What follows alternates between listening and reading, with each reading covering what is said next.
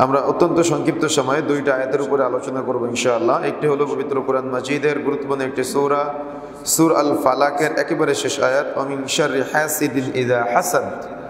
আরেকটা আয়াত হলো পবিত্র কোরআন মাজিদের আপনাদের পরিচিত একটি সূরা, সূরা হুমাযার অত্যন্ত পরিচিত একটি আয়াত, ইহসাবু আন্না মালাহু আখলাদা। এই দুইটা আয়াতকে সামনে রেখে আজকে আমরা সংক্ষিপ্ত সময় আলোচনা উপস্থাপন করব। হিংসা, অহংকার, তার ক্ষতি এবং দুনিয়াবি ক্ষতি এবং আখিরাতের ক্ষতি কি হতে পারে, এবং এই দুনিয়াবি ক্ষতির একেবারে ফলপ্রসূ বা রেজাল্ট কি হতে পারে, কোন পর্যায়ে গিয়ে দাঁড়ায় বর্তমান সমাজে, আমরা সংক্ষিপ্ত বিশ্লেষণ করার চেষ্টা করবো ইনশাআল্লাহ। ওমা তাওফিক ইল্লা বিল্লাহ। প্রথমে আমরা আলোচনা করবো ইনশাআল্লাহ, ভূমিকা না করে, যেহেতু সময় শর্ট। ওয়া মিন শাররি হাসিদিন ইযা হাসাদ। আল্লাহর কাছে আমরা সূরা ফালাকের মাধ্যমে আশ্রয় চাচ্ছি। অর্থাৎ সূরা ফালাক আমাদের যাদের মুখস্থ আছে, আমরা সবাই জানি যে এই আয়াতটা আমাদের সূরা ফালাক তিলাওয়াত করলেই আয়াতটা আল্লাহর কাছে, অর্থাৎ তিলাওয়াত করা মানে চাওয়া, তিলাওয়াত করা মানে প্রার্থনা করা, আল্লাহর সাথে কথা বলা। তো আমি আমার আল্লাহর সাথে কথা বলে বললাম যে আল্লাহ, তুমি আমাকে হিংসার অনিষ্ট হতে আশ্রয় দাও, বা আমি তোমার কাছে আশ্রয় চাচ্ছি। সেই কখন আশ্রয় চাচ্ছি? যখন হিংসুক হিংসা করে। ভালো করে বুঝেছেন? আমি আল্লাহ রাব্বুল আলামিনের কাছে সূরা ফালাকের এই আয়াতটা তিলাওয়াত করার মাধ্যমে আল্লাহকে বললাম যে আল্লাহ, তুমি আমাকে তাকে থেকে মুক্ত করো, বা আমি তার থেকে মুক্ত থাকতে চাই যে হিংসা করে। আর তখন মুক্ত থাকতে চাই যখন সে হিংসা করে, তার মানে তার অনিষ্ট হতে মুক্ত থাকতে চাই যখন সে হিংসা করে। অর্থাৎ হিংসুকের হিংসার অনিষ্ট হতে আমি তোমার কাছে আশ্রয় চাই যখন হিংসুক ব্যক্তি হিংসা করে। তাহলে আল্লাহ রাব্বুল আলামিন যে কথাটা কোট করেছেন বা আমাদের বলার জন্য, প্রার্থনা করার জন্য সবসময় সূরা এই ফালাকটা হলো রুকিয়ার সূরাগুলোর মধ্যে একটি।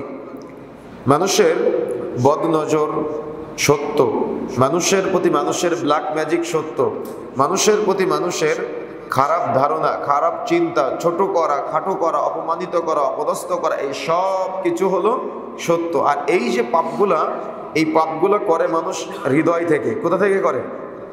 আত্মা থেকে করে। আর এই পাপগুলা করে মানুষ আত্মার প্রশান্তির জন্য। মানুষ মানুষকে নিয়ে হিংসা করে, এই হিংসাটা করে হলো আত্মার প্রশান্তির জন্য। মানুষ মানুষকে নিয়ে গীবত করে, এই গীবতটা আসে হিংসা থেকে, এটা করে আত্মার প্রশান্তির জন্য। মানুষ মানুষকে অপবাদ দেয়, এই অপবাদটাও আসে হিংসা থেকে, আর এটাও হলো আত্মার প্রশান্তির জন্য। মানুষ মানুষকে সামনাসামনি অপমান করে। আল্লাহ রাব্বুল আলামিন বলেছেন না, ওয়াইদুল লিকুল্লি হুমাযাতিল লুমাযা, ধ্বংসপ্রাপ্ত ওই ব্যক্তি যে সামনে এবং পিছনে নিন্দা করে বেড়ায়, এটাও আসে হিংসা থেকে। কথা বুঝতে পেরেছেন? আর এটাও হয় অন্তরের, অর্থাৎ আত্মার তৃপ্তির জন্য। দেখেছেন আত্মা আমাদের কতভাবে নিয়ন্ত্রণ করে? আত্মা ব্রেনে ইশারা করে, আর ব্রেন ওটা কর্মে বাস্তবায়ন করে। এই জন্য প্রিয় বন্ধুরা আমার, এই পাপকে আমরা অনেক ছোট মনে করি, কিন্তু আল্লাহ রাব্বুল আলামিন যেটাকে পাপ বলেছেন বা অপরাধ বলেছেন, সেটা কি ছোট পাপ? কি মনে হয় আপনাদের কাছে? সেটা কি ছোট অপরাধ? সেটা কিন্তু ছোট পাপ না, সেটা কিন্তু ছোট অপরাধ না। সর্বোপরি মনে রাখতে হবে আমাদের যে যদি আমরা ওইভাবে চিন্তা করতাম, সাহাবায়ে কেরাম যেভাবে চিন্তা করতেন, যদি আমরা ওইভাবে চিন্তা করতাম, রাসূলুল্লাহ সাল্লাল্লাহু আলাইহি সাল্লাম যেভাবে চিন্তা করতেন যে আমরা একজন সাধারণ মানুষ, আমরা ছিলাম রূহের জগতে, রূহের জগৎ থেকে আমরা দুনিয়াতে এসেছি, তাই না? রূহের জগৎ থেকে আমরা দুনিয়াতে এসেছি। একবারে আমাদের যখন এসেছিলাম তখন আমাদের পরিচয় দেওয়ার মতো কিছু ছিল? যখন আমরা দুনিয়াতে এসেছিলাম আমাদের পরিচয় দেওয়ার মতো কিছু ছিল না, বরং আল্লাহ রাব্বুল আলামিন দয়া করেছেন, তাই একজন দাড়িওয়ালা, টুপিওয়ালা, নামাজি পিতার ঘরে জন্মগ্রহণ করা তৌফিক পেয়েছি। তা না হলে একটা হিন্দুর ঘরে, বৌদ্ধর ঘরে, খ্রিস্টানের ঘরে জন্ম হতো, তাই না? তা না হলে একটা গরু, ছাগল, ভেড়া বা চতুষ্পদ জন্তুর মধ্যে কিন্তু আমার আপনার জন্ম হতে পারত। কিন্তু আল্লাহ সুবহানাহু ওয়া তাআলা আমাকে আপনাকে দয়া করেছেন, ভালোবেসেছেন। ওই যে বুখারী মুসলিম মিশকাতে 90 নম্বর হাদিস, কুল্লু মাউলুদিন ইউলাদু আলাল ফিতরাত, প্রত্যেক আদম সন্তান ফিতরাতের উপর জন্মগ্রহণ করে। অতঃপর তার মাতা পিতা তাকে ইহুদি নাসারা বানায়, তার মাতা পিতা তাকে অগ্নি পূজক বানায়। তার মানে একজন পিতামাতা চাইলে সন্তানকে জান্নাতের পথ দেখাতে পারে, একজন পিতামাতা চাইলে সন্তানকে জাহান্নামের পথের পথিক বানাতে পারে বা ওইদিকে নিয়ে যেতে পারে। তো সেই হিসেবে আমাদের পরিচয় দেওয়ার মতো তো কিছুই ছিল না। কিছু কি ছিল? পরিচয় দেওয়ার মতো কিছুই ছিল? কিছুই ছিল না। আল্লাহ রাব্বুল আলামিন চাইলে আমাকে আপনাকে একটা চতুষ্পদ জন্তু করে পাঠাতে পারতেন, কিন্তু আল্লাহ সেটা করে না। এটা আল্লাহর দয়া, এটা আল্লাহর ভালোবাসা।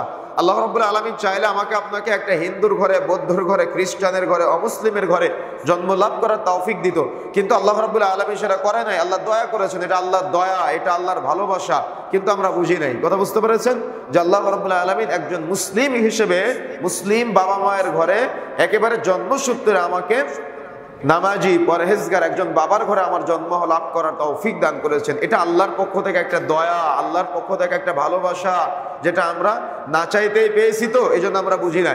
এবারে যদি আপনি চিন্তা করেন যে এই মানুষ, আল্লাহ রাব্বুল আলামিন আমাকে আপনাকে যে মানুষ হিসেবে সৃষ্টি করেছেন, এই মানুষ হিসেবে সৃষ্টি করার মধ্যে কত মানুষ আজকে কত পথে, কত দলে, কত তরিকায় বিভক্ত, কিন্তু আল্লাহ রাব্বুল আলামিন আমাকে আপনাকে কোরআন ও সহিহ সুন্নাহ বুঝার মতো ক্ষমতা দান করেছেন। এটাও আল্লাহর পক্ষ থেকে একটা নিয়ামত।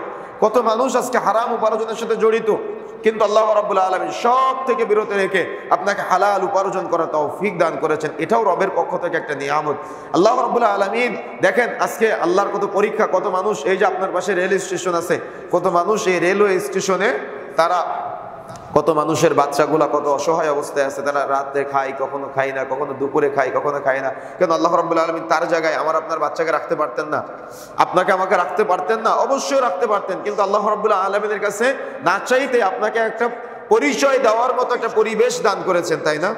আল্লাহ রাব্বুল আলামিন আপনাকে আমাকে যে একটা পরিচয় দিব, এই পরিচয় দেওয়ার মতো একটা পরিবেশ দান করেছেন, একটা সম্মান, একটা ইজ্জত, একটা মর্যাদা দান করেছেন। আপনি দেখেন কত মানুষ পলিথিন দিয়ে ঘর বেঁধে আছে, কিন্তু আল্লাহ রাব্বুল আলামিন আমাকে আপনাকে এত ইজ্জত, মর্যাদা, সম্মান দিয়েছেন একটা টালির চাল করে, বা একটা খোলার চাল দিয়ে, বা একটা একতলা ছাদ করে ঘর বানানো তৌফিক দান করেছেন। তবুও আমাদের হয় না, আমরা অমুক জায়গা থেকে হারাম সুদের টাকা নিয়ে আমরা দেখা যাচ্ছে বড় বড় বিল্ডিং নির্মাণ করার প্রচেষ্টা এখন বর্তমানে অব্যাহত, এটা আমাদের মাঝে আছেই।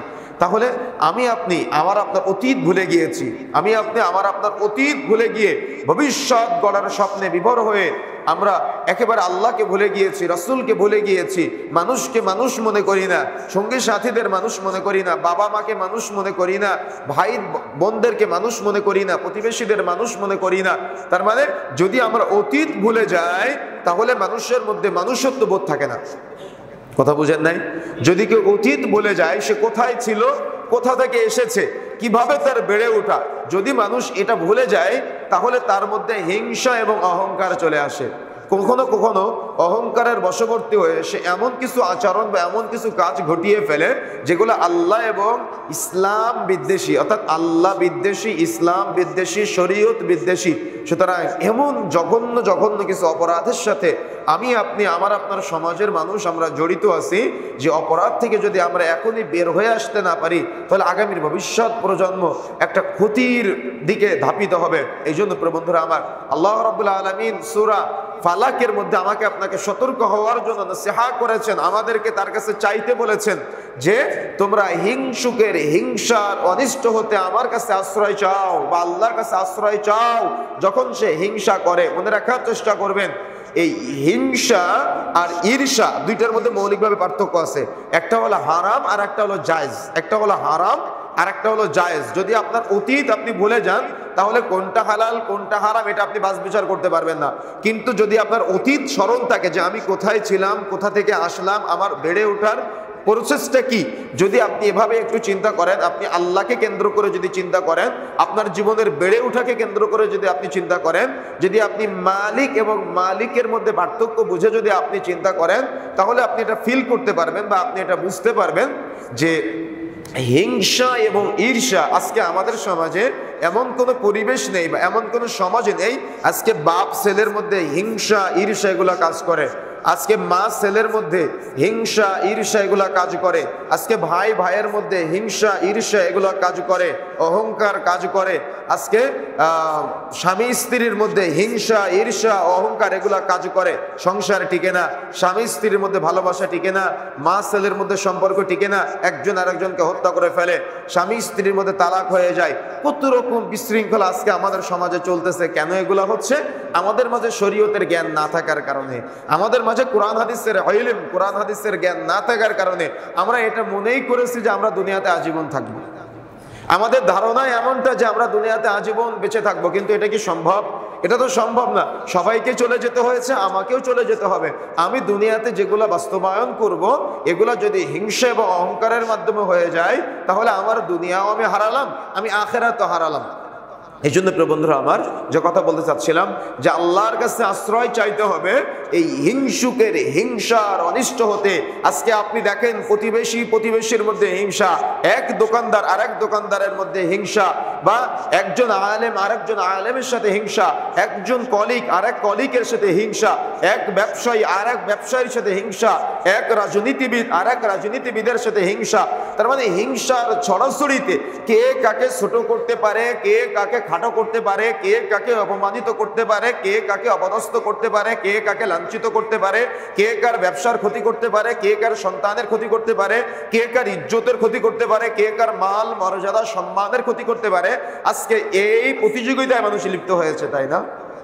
আজকে আপনি দেখেন একজন আলেমের সাথে একজন আলেম, যারা মানুষকে ইসলামের দাওয়াত দিবে, যারা মানুষকে এই হিংসা থেকে বিরত রাখবে, কিন্তু প্রত্যেকের মধ্যে, তাদের মধ্যেই আমাদের মধ্যে আজকে হিংসার ছড়াছড়ি। একজন আরেকজনকে নিয়ে একেবারে পাবলিক প্লেসে আমরাই নসিহা করি, আমরাই বক্তব্য দিই। ওয়াইলুল লিকুল্লি হুমাযাতিল লুমাযা, সামনে এবং পিছনে নিন্দা করতে আল্লাহ রাব্বুল আলামিন নিষেধ করেছেন, এবং এটা জঘন্যতম অপরাধ। কিন্তু আমাদের মধ্যেই কে কাকে ছোট করা যায়, কে কাকে অপমান করে কথা বলা যায়, কে কাকে নিন্দা করা যায়, এমন প্রবণতা দেখা যায়। আপনি দেখেন রাজনৈতিক মঞ্চগুলোতে এক রাজনৈতিক ব্যক্তি আর এক রাজনৈতিক ব্যক্তিকে, তার মানে হতে পারে দুইটা দল, কিন্তু স্টেজে উঠা মাত্রই একজন আরেকজনকে নিয়ে, তার মানে নিজের ভালো কিছু প্রকাশ করার চাইতে আরেকজনকে ছোট করা, আরেকজনকে খাটো করা, আরেকজনকে অপমানিত করা, আরেকজনকে অপদস্থ করা, এটা আমাদের নিত্যদিনের পেশা, এটা আমাদের নিত্যদিনের নেশা। আরে অত দূরে যাবেন কেন? আপনি বাড়িতে যখন রাত্রে ফিরেন, তখন আপনার স্ত্রী আপনার মাকে নিয়ে বলা শুরু করে আপনার কানে কানে, আপনার মা আপনার স্ত্রীকে নিয়ে বলা শুরু করে আপনার কানে কানে, আপনার ভাই আপনার আরেকজন ভাইকে নিয়ে বলা শুরু করে, দুইজন মহিলা এক জায়গায় থাকলে তৃতীয় জন মহিলাকে নিয়ে বলা শুরু করে। কেউ কারোর ভালো সহ্য করতে পারে না, কেউ কাউকে ক্ষমা করতে পারে না, কেউ কাউকে ইজ্জত করতে পারে না, কেউ কাউকে সম্মান করতে পারে না, কেউ কাউকে মর্যাদা দিতে পারে না। এক দোকানদারের কাছে যদি আপনি আরেক দোকানে কোনো একটা পণ্য নাই, আপনি যদি জিজ্ঞাসা করেন ভাই আমি এটা কোথায় পেতে পারি, আপনি তার মুখ থেকে বেরই করতে পারবেন না, ও বলবেই না কোথায় পাওয়া যায় এটা। এই যে আমাদের সমাজের বাস্তবতা, তাহলে আমরা কেমন মুসলমান? আমাদের মধ্যে তাকুয়া কতটুকু, আমাদের মধ্যে পরহেজগারিতা কতটুকু? নাকি দুনিয়ায় আমাদের জন্য সব, নাকি আখেরাত বলে কিছু নাই আমাদের? আমরা কি আখেরাতকে ভুলে গিয়েছি? আজকে আমাদের মাঝে এই যে সিস্টেম বা এই যে প্রবণতা, বা আমাদের মাঝে এই যে তার মানে একটা সিস্টেম চলমান, প্রক্রিয়া চলতেছে, কেউ কাউকে আমরা ইজ্জত করতে পারি না, সম্মান দিতে পারি না, মর্যাদা দিতে পারি না। আজকে যে স্বামী স্ত্রীর সম্পর্ক হওয়া দরকার, পৃথিবীর সব থেকে সুখের, শান্তির, তৃপ্তির সেই স্বামী স্ত্রী, আজকে স্বামী স্ত্রীকে নিয়ে আরেকজনের সাথে বিভিন্ন রকম গীবত তহমতে লিপ্ত হয়, আর স্ত্রী স্বামীকে নিয়ে আরেকজনের সাথে বিভিন্ন রকম কথাবার্তায় লিপ্ত হয়। তাহলে বাহিরের কথা তো বাদই দিলাম, বাহিরের আরেকজন ভাইয়ের কথা তো আমরা বাদই দিলাম। আপন মা নিজের সন্তানকে নিয়ে বিভিন্ন জায়গায় বলে বেড়াচ্ছে, আরে নিজের ছেলে নিজের বাবাকে নিয়ে বিভিন্ন জায়গায় বলে বেড়াচ্ছে, আরে বাহিরের রাজনৈতিক নেতা, আলেম ওলামা, আর একজন পার্শ্ববর্তী ভাই, পার্শ্ববর্তী ব্যবসায়ী, তাদের হিসাব তো বহু দূরের কথা, তাদের হিসাব তো বাদই দিলাম। তাহলে আমাদের এই সমাজ, আমাদের এই পথ চলা, আমাদের এই প্রক্রিয়া, আমরা কিভাবে একটা উত্তম আদর্শ, আমরা কিভাবে একটা উত্তম সমাজ গঠন করতে পারবো যদি আমাদের মাঝে এভাবে চলতে থাকে? যদি আমরা কেউ কাউকে ক্ষমা করতে না পারি, যদি আমরা কেউ কাউকে ইজ্জত করতে না পারি, যদি আমরা মানুষের মর্যাদা দিতে না পারি, মনে রাখার চেষ্টা করবেন, এখানে দায়িত্বহীন ভাষায় বলে যেতে চাই, সে আপনি চায় আলেম হন, সে আপনি চায় আলেম না হন, সে আপনি চায় রাজনৈতিক বক্তা হন, সে আপনি চায় রাজনৈতিক নেতা না হন, সে আপনি চায় দোকানদার হন, সে আপনি চায় দোকানদার না হন, সে আপনি চায় ব্যবসায়ী হন, সে আপনি ব্যবসায়ী না হন, আপনি যেই হন না কেন, যদি আপনি কাউকে ছোট করে, কাউকে অপমান করে, কাউকে গীবত করে, কারোর বিরুদ্ধে কথা বলে যদি নিজেকে জাহির করতে চান, নিজেকে বড় প্রমাণ করতে চান, তো এখানে অপরাধ হলো দুইটা। এক, আল্লাহ রাব্বুল আলামিন আপনাকে অপরাধী বলেছেন, ওয়াইলুল লিকুল্লি হুমাযাতিল লুমাযা, ধ্বংসপ্রাপ্ত ওই ব্যক্তি যে মানুষের সামনে এবং পিছনে নিন্দা করে, ছোট করে, খাটো করে, অপবাদ দেয়। আর দ্বিতীয়ত আপনি অপরাধী হবেন, এই পাপটা হলো বান্দা কেন্দ্রিক পাপ, এটা আল্লাহ কেন্দ্রিক পাপ না। পাপ দুই ধরনের। আপনি নামাজ পড়লেন না, রোজা থাকলেন না, আপনি দেখা যাচ্ছে কোনো এক সময় অনুতপ্ত হয়ে আপনি আল্লাহর কাছে ক্ষমা চাইলেন, আল্লাহ সুবহানাহু ওয়া তাআলা ক্ষমার রাস্তা বহু রেখেছেন, আপনি চাইলে ক্ষমা পেতে পারেন। দান সাদাকা করলে বা দেখা যাচ্ছে আল্লাহর কাছে ক্ষমা চাইলে আপনি ক্ষমা পেতে পারেন। এটা হলো আল্লাহ কেন্দ্রিক পাপ। কিন্তু বান্দা কেন্দ্রিক পাপ যদি বান্দা ক্ষমা না করে, স্বয়ং আল্লাহ সুবহানাহু ওয়া তাআলা আপনাকে ক্ষমা করবেন, কখনোই সম্ভব না। কিয়ামতের মাঠে যখন আপনি দাঁড়াবেন, তখন এই যে আপনি বহু মানুষকে নিয়ে গীবত করেছেন, রাজনৈতিক মঞ্চে উঠে দেখা যাচ্ছে একজন আলেম হয়ে বহু মানুষকে নিয়ে গীবতে লিপ্ত হয়েছেন, একজন সাধারণ মানুষ হয়ে চায়ের দোকানগুলা এখন বড় বড় সংসদ ভবন, তাই না? চায়ের দোকানগুলো কি এখন বড় বড় সংসদ ভবন। এক একটা চায়ের দোকান মানে এক একটা সংসদ ভবন। চায়ের দোকানে বসলে গোটা এলাকার সব খবর পাওয়া যায়, তারপরে কি হয়েছিল, তারপরে কি হয়েছিল, তারপরে কি হয়েছিল। আর এগুলো শোনার জন্য কান চুলকায়, আর এগুলো বলার জন্য মুখ চুলকায়। এই পুরাটাই হিংসা থেকে। একজন আরেকজনের ভালো সহ্য করতে পারে না। একজন আরেকজনের ছেলে যদি ভালো রেজাল্ট করে, এটা সহ্য করতে পারে না। কেউ যদি হালাল টাকা দিয়ে একটা জমি কিনে, তাহলে সহ্য হয় না, শরীরের ভিতরে জ্বালা পোড়া করে। কেউ যদি একটা ভালো বাড়ি নির্মাণ করে বা দেখা যাচ্ছে কেউ একটা ভালো কোনো কিছু সম্মানজনক কিছু করলো, তখন শরীরের মধ্যে কি করে, জ্বালা পোড়া করে, সহ্য করতে পারে না। আত্মগ্লানি, আত্ম অহংকার তার মধ্যে এমন ভাবে বাসা বেঁধে ফেলে, সেগুলো সহ্য করতে পারে না। তখন অনেক সময় মুখ ফসকে বলে ফেলে, অনেক সময় ভিতরে ভিতরে জ্বালা পোড়া করে তার মধ্যে। মনে রাখার চেষ্টা করবেন, আপনি যত যার পিছনে লাগবেন সে সামনে এগিয়ে যাবে, আর আপনি সারা জীবন পিছনেই থাকবেন। কথা বুঝতে পেরেছেন? আপনি যার পিছনে লাগবেন সে আজীবন এগিয়ে যাবে, আর এটাই বাস্তবতা। আর যত আপনি পিছনে থাকবেন, তত আপনি তার পিছনেই যেতে থাকবেন, আর সে আপনার সামনে এগিয়ে যাবে। এটাই দুনিয়ার বাস্তবতা। যদি আপনি এমনটা না করে, যদি আপনি এভাবে চিন্তা করতে পারেন যে না, আল্লাহ তার সন্তান ভালো রেজাল্ট করেছে, আমারও ভালো রেজাল্ট দরকার, আমার সন্তানের ভালো রেজাল্ট দরকার, এটা বৈধ, এটা জায়েজ, এটা তো সমস্যা নেই। এটাকে কি বলে জানেন? এটাকে বলে ঈর্ষা। তার মানে আপনার একতলা বাড়ি আছে, আমি আল্লাহর কাছে চাইলাম, আল্লাহ তার একতলা বাড়ি থাকুক, আমার অসুবিধা নেই, কিন্তু তুমিও আমাকে একটা দিও। আমার কথা বুঝতে পেরেছেন? আল্লাহ তুমি তাকে ভালো আলেম বানিয়েছো, তাকে ইজ্জত দিয়েছো, সম্মান দিয়েছো, মর্যাদা দিয়েছো, সে তার জায়গায় পারফেক্ট আছে। আল্লাহ তুমি আমাকেও একটা ভালো ইজ্জত, সম্মান, মর্যাদার জায়গা দান করি আল্লাহ। এটা আল্লাহর কাছে চাইতে হবে। নাচে যদি আপনি পিছনে লেগে থাকেন, নাচে যদি আপনি তাকে নিয়ে সবসময় গীবত, তহমত, অপবাদ, নানা রকম কটাক্ষ করে কথাবার্তা বলা, পিছনে লেগে থাকা, যদি সবসময় এটা আপনার অভ্যাস হয়, তাহলে আপনি কখনো আগাতে পারবেন না। সেটা সাংসারিক জীবনে, সেটা রাজনৈতিক জীবনে, সেটা পারিবারিক জীবনে, সেটা অর্থনৈতিক জীবনে, সেটা ধর্মীয় জীবনে, প্রতিটা সেক্টরে একই হিসাব। কথা বুঝতে পেরেছেন? এই জন্য প্রিয় বন্ধুরা আমার, মনে রাখার চেষ্টা করতে হবে, আপনি আল্লাহর কাছে চাইবেন যে আল্লাহ তার সন্তান ভালো রেজাল্ট করেছে, তুমি আমার সন্তানেরও ভালো রেজাল্ট করা তৌফিক দিও। আল্লাহ সে হয়তো অমুক ইজ্জত, মর্যাদা, সম্মান লাভ করেছে, আল্লাহ তুমি আমাকে এটা দিও। এটা আল্লাহর কাছে চাইতে হয়।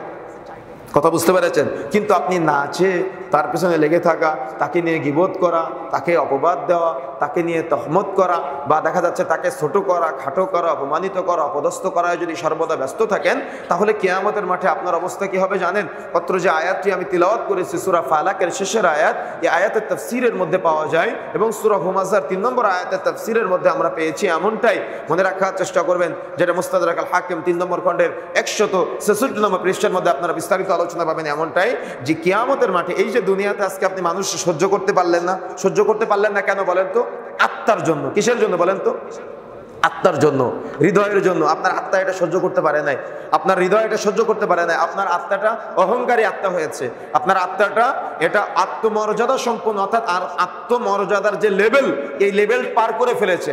কথা বুঝতে পেরেছেন? করে সে অহংকারের গ্লানির মধ্যে ধাপিত হয়েছে, নিপতিত হয়েছে।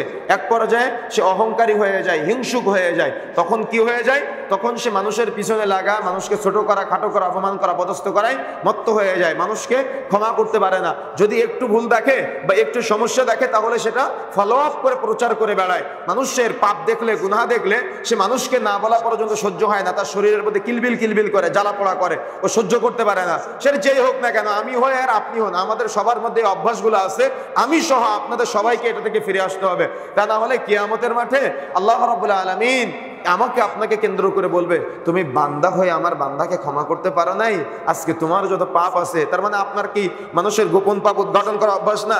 কোথায় কোন গোপন পাপ করেছে এগুলো বলে বলে মানুষকে বলে বেড়ান, ফ্লাশ করে বেড়ান, পাবলিক প্লেসে বলে দেন। এখানে কেউ আসেন একজন বলতে পারবেন যে আপনি জীবনে গোপন পাপ করেন নাই? কেউ বলতে পারবেন হাত উঠিয়ে যে আমি জীবনে গোপন পাপ করি নাই? মসজিদের মধ্যে কেউ ফেরেশতা আছেন আজকে? গোপন পাপ করেন না এমন কেউ আছে? সবার গোপন পাপ আছে না? বরং আমরা যদি আমাদের গোপন পাপের দিকে তাকাই তো ঘৃণা জন্ম হবে যে আমি আব্দুল্লাহ, আমি এত গোপন পাপ করতে পারি, তাহলে আমি ক্ষমা পাবো কিভাবে? আমি এত পাপ করেছি, এত অন্যায় করেছি, এত জুলুম করেছি, এত অপরাধের সাথে জড়িয়েছি, আমার যদি এই অপরাধগুলোর হিসাব হয় তাহলে আমার কি হবে কিয়ামতের মাঠে, তাই না? যদি আমি যদি এভাবে চিন্তা করতে পারি তাহলে দেখবেন কিয়ামতের মাঠে আমাদের যে গোপন পাপ আছে না, আমরা এই গোপন পাপ থেকে কি মুক্ত থাকতে চাই? আপনি কি চান আপনার পাপগুলা উদ্ঘাটন হোক? আপনি কি চান আপনার পাপগুলা মানুষ জানুক? আপনি কি চান আপনার পাপগুলা মানুষের সামনে প্রকাশ পাক? আপনি এটা চান? যদি আপনি না চান যে আপনার পাপ আপনার বাবা জানুক, যদি আপনি এটা না চান যে আপনার পাপ আপনার মা জানুক, যদি আপনি এটা না চান যে আপনার পাপ আপনার সন্তান জানুক, তাহলে আপনাকে কি করতে হবে?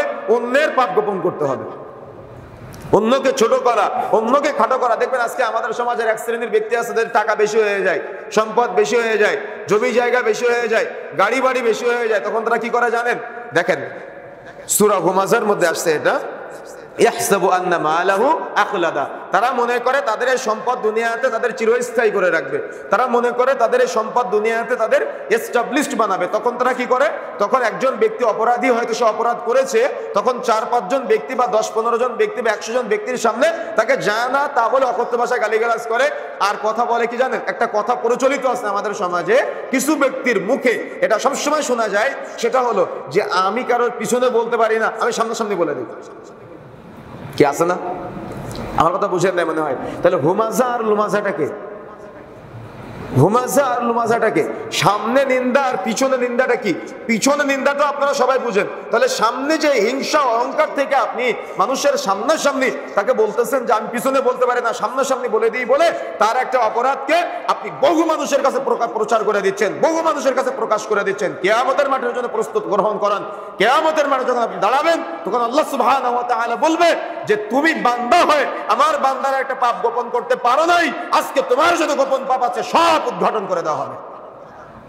আর কিয়ামতের মাঠে যদি আজকে দুনিয়াতে আপনি কোনো একজন বান্দার পাপকে গোপন করতে পারেন, কোনো একজন বান্দার পাপকে যদি আপনি আড়াল করতে পারেন, কোনো একজন বান্দার পাপ জানার পরেও, গুনাহ জানার পরেও যদি আপনি সেই পাপটা মানুষের কাছে না বলেন, যদি আপনি সেটা হজম করতে পারেন, সেটা হতে পারে বৌমা শাশুড়ির, সেটা হতে পারে ভাইয়ে ভাইয়ের, সেটা হতে পারে রাজনৈতিক নেতার, সেটা হতে পারে আলেম উলামার, সেটা হতে পারে সাধারণ মানুষের, সেটা হতে পারে ব্যবসায়ীর, সেটা হতে পারে চাকুরিজীবীর, সেটা হতে পারে এক কলিগ আর এক কলিগের, যে যে অবস্থান থেকে থাকেন না কেন, যদি আপনি আজকে হৃদয়টা নরম করে, দিলটা নরম করে, কলিজা নরম করে একজন আর একজনের একটা অপরাধ, ভুল বা পাপ যদি আপনি একটু আড়াল করতে পারেন, একটু গোপন করতে পারেন, কিয়ামতের মাঠে আল্লাহ সুবহানাহু ওয়া তাআলা আপনার উপরে সন্তুষ্ট হয়ে বলবে আমার বান্দা হয়ে বান্দার উপরে যদি দয়া করতে পারে তো আমি তো রহমান, আমি তো রহিম, আমি কি বান্দার উপরে দয়া করতে পারি না? আমি তার সমস্ত পাপগুলো গোপন করে দিলাম। সুবহানাল্লাহ। সিদ্ধান্ত আপনার, আপনি কি করবেন? সিদ্ধান্ত আপনার, চিন্তা আপনার। আল্লাহ ব্রেন দিয়েছে, আল্লাহ গরু ছাগল করে পাঠায় নাই। আল্লাহ বিবেক দিয়েছে, আল্লাহ চতুষ্পদ জন্তু করে পাঠায় নাই। আল্লাহ বিবেক দিয়েছে, আল্লাহ এই বিবেক দিয়ে ভালো মন্দ বোঝার সক্ষমতা আপনাকে দিয়েছে। চিন্তা আপনার যে আপনি শুনবেন না আপনি বলবেন। শোনাও যেমন অপরাধ, বলাও তেমন অপরাধ। এগুলো শোনাও ঠিক না, এগুলো বলাও ঠিক না। মুখকে বন্ধ রাখতে হবে, যত কথা কম বলা যায় তত হিসাব কম। কথা বুঝতে পেরেছেন? একটা নীতি আজকে থেকে মনে রাখবেন, যত কথা কম বলবেন, যত কথা কম শুনবেন, তত হিসাব কম কিয়ামতের মাঠে। আর যত বেশি বলবেন, যত বেশি শুনবেন, তত বেশি হিসাব কিয়ামতের মাঠে। এজন্য যত কম বলা যায়, যত কম শোনা যায়, মনে থাকবে ইনশাআল্লাহ। এই প্রচেষ্টা আজকে থেকে অব্যাহত রাখতে হবে। আর বলবেন না কেন? মানুষকে দাওয়াত দিবেন, যে দাওয়াত দিলে মানুষ ইসলামের প্রতি, কোরআন সহিহ সুন্নাহর প্রতি আকৃষ্ট হয়, যাতে করে সাদাকায়ে জারিয়ার নেকি চলমান থাকে, গুনাহ আমলনামায় জড়িত না হয়। এখন আপনি একজন বান্দা কেন্দ্রিক পাপ, বান্দার পিছনে পিছনে আপনি গীবত করেছেন, অপবাদ দিয়েছেন, নিন্দা করেছেন, ছোট করেছেন, খাটো করেছেন, আপনি আলেম ওলামাকে ছোট করেছেন, রাজনৈতিক আরেকজন নেতাকে খাটো করেছেন, পাশের ব্যবসায়ীকে খাটো করেছেন, বা যে যে অবস্থানে আছেন প্রত্যেকে নিজের নিজের জায়গা থেকে চিন্তা করবেন। চিন্তা করে আপনি যে নিন্দা করলেন, অপমান করলেন, অপদস্থ করলেন, কিয়ামতের মাঠে কি হবে? কিয়ামতের মাঠে যখন আপনি দাঁড়াবেন, এগুলো তো আল্লাহ কেন্দ্রিক পাপ না, বলেছিলাম মনে আছে, এগুলো হলো বান্দা কেন্দ্রিক পাপ। তো কিয়ামতের মাঠে দাঁড়ানোর পরে এগুলো তো বিচার হবে, এগুলো তো হিসাব হবে। কিভাবে হিসাব হবে? বিচারের মাঠে যখন দাঁড়াবেন তখন আল্লাহ সুবহানাহু ওয়া তাআলা একেবারে পাই টু পাই সব হিসাব করবে। ওই বান্দাকে ডাকা হবে আপনার সামনে, যদি ওই বান্দা আপনাকে ক্ষমা করে আপনি ক্ষমা পাবেন, যদি ক্ষমা না করে আপনি ক্ষমা পাবেন না। তো এক পর্যায়ে আপনার নেকিগুলো তার আমলনামায় চলে যাবে। তার মানে আপনি তো কিয়ামতের মাঠে কেউ কাউকে ছাড় দিবে না, বাবা সন্তানকে ছাড় দিবে না, সন্তান বাবাকে ছাড় দিবে না, আর আপনার ভাই, আপনার প্রতিবেশী, আপনার আত্মীয় স্বজন বা আপনার ব্যবসায়ী বা আপনার কলিগ বা আপনার রাজনৈতিক কলিগ বা আপনার একজন আলেম উলামা যাকে নিয়ে আপনি অপবাদ দিয়েছেন, ফেসবুকে ক্রস চিহ্ন দিয়ে পোস্ট করে পাবলিক প্লেসে অপমান করার চেষ্টা করেছেন, নিন্দা করার চেষ্টা করেছেন, খাটো করার চেষ্টা করেছেন, এই যে আজকে আপনি এগুলাতে লিপ্ত আছেন, মত্ত আছেন, তো কি হবে? কিয়ামতের মাঠে যখন আপনি দাঁড়াবেন তখন কেউ তো আপনাকে ছাড় দিবে না, কেউ আমাকে ছাড় দিবে না। সেদিন কি হবে? সেদিন হিসাব হবে পাই টু পাই, কোনো হিসাবের ক্ষেত্রে কোনো গড়মিল হবে না। হয় সেদিন আপনার নেকি যেগুলো আছে দুনিয়াতে একটু ভালো কাজ করে যে নেকিগুলা কামাই করেছেন, এই নেকিগুলা সব তাদেরকে বিলাতে হবে। নেকি বিলাতে বিলাতে বিলাতে বিলাতে যখন নেকির ভান্ডার শেষ, তখন কি হবে? তখন ওই ব্যক্তিদের যত পাপ আছে ওই পাপগুলো আবার আপনার আমলনামায় চলে আসবে। তাহলে নিজের নেকি তো শেষ হয়ে গেল এবং অপরের পাপটা আবার নিজের আমলনামায় চলে আসলো। তাহলে কি হলো উপকার, কি হলো ফায়দা? আরেকজনকে ছোট করে কেন? আল্লাহ আপনাকে ইলম দেয় নাই, আল্লাহ আপনাকে মর্যাদা দেয় নাই, আল্লাহ আপনাকে সম্মান করে নাই, আল্লাহ আপনাকে ভালোবাসা দেয় নাই? অবশ্যই ভালোবাসা দিয়েছে। এখন আপনি রাস্তা দিয়ে যাচ্ছেন আর বলতেছেন যে আমি রাস্তার মাঝখান দিয়ে হাঁটতেছি, যদি আমার ভাগ্যে থাকে ট্রাকের নিচে পড়ে অ্যাক্সিডেন্ট হওয়ার, তো অ্যাক্সিডেন্ট হবো। কি বিষয়টা এমন? নাকি রাস্তার সাইডে সরে যেতে হবে? আমার কথা বুঝেন না মনে হয়। আপনি রাস্তার মাঝখান দিয়ে হাঁটবেন না, সাইডে সরে যাবেন, ট্রাক আসলে সাইডে সরে যাবেন না, তাহলে কি আছে? জ্ঞান আছে, ইলম আছে। তো এই ক্ষেত্রে আপনি দেখছেন যে এটা ভালো পথ, এটা মন্দ পথ। এখন সিদ্ধান্ত আপনার যে আপনি কোনটা গ্রহণ করবেন। আপনি কি অন্যের পিছনে লেগে থাকবেন, নাকি আপনি অন্যের পিছনে না লেগে নিজেকে, নিজের রাস্তাগুলো ওপেন করার চেষ্টা করবেন? তার মানে নিজে ভালো কাজ করা, নিজে ভালো আমল করা, নিজের প্রতি মানুষকে এই যে ভালো আমল, ভালো কাজ, ভালো সব কিছুর সাথে সম্পৃক্ত থেকে নিজের প্রতি মানুষকে আকৃষ্ট করার মাধ্যমে পরিবর্তন করা, এটা হলো একজন ইমানদার, বুদ্ধিমান, তাকওয়াশীলের বৈশিষ্ট্য। আর যদি আপনি অপরকে ছোট করে, নিন্দা করে, খাটো করেন, এটা সাময়িক, আপনার পিছনে অনেক সাপোর্টার পাবেন, কিন্তু এগুলো আসলে আপনাকে আল্লাহর জন্য ভালোবাসে না। পৃথিবীতে ভালোবাসা হয় দুই ধরনের, কথা বুঝতে পেরেছেন? পৃথিবীতে ভালোবাসা হয় দুই ধরনের। আল্লাহ রাব্বুল আলামিন যখন কোনো বান্দাকে ভালোবাসে তখন ফেরেশতা জিবরিল আমিনকে কাছে ডাক দেয়, ডেকে বলে আমি ওই বান্দাকে ভালোবাসি, আব্দুর রহমানকে ভালোবাসি, আব্দুল কুদ্দুসকে ভালোবাসি, আব্দুল সত্তারকে ভালোবাসি। তখন ফেরেশতা জিবরিল আমিন আবার অন্যান্য সকল ফেরেশতাদেরকে ডাক দেয়, ডেকে বলে অমুক বান্দাকে আমি ভালোবাসি, আল্লাহ ভালোবাসে, তোমরাও তোকে ভালোবাসো, সুবহানাল্লাহ। তখন ওই ফেরেশতা এসে অন্যান্য সকল ফেরেশতাদেরকে বলে যে আল্লাহ ভালোবাসে, আমি ভালোবাসি, তোমরাও ভালোবাসো।